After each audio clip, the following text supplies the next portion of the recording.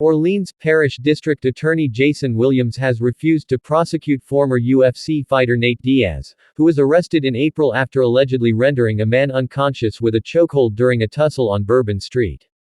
Diaz, a native of Stockton, Calif, surrendered to New Orleans police on April 27, 5 days after the incident, and was booked with second-degree battery.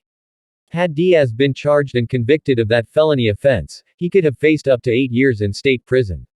Online court records show the case was refused by Williams's office on Monday, September 25, in Orleans Parish Magistrate Court. After reviewing all available evidence of the allegation, including video and testimony, there is not sufficient support to prove the alleged crime, OPDA spokesman Keith Lampkin said in a statement. Diaz, 38, became one of the best-known and most feared mixed martial artists in the UFC during a professional career spanning nearly 20 years.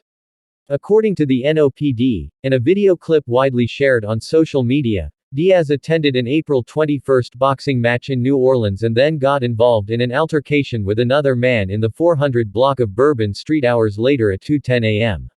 The video purportedly showed Diaz putting the other man into a chokehold until the man lost consciousness, then letting the man fall backward, striking the back of his head on the street.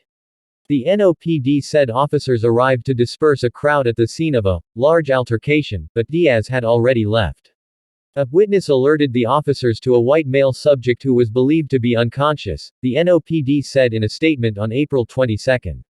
A short time later, the subject regained consciousness. Officers observed the subject was bleeding from the rear of his head and EMS was summoned to render aid.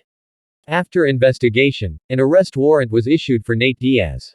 An attorney for Diaz later told TMZ Sports that his client had acted in self-defense after being challenged by a trained fighter who aggressively pursued Nate with the intention of engaging him.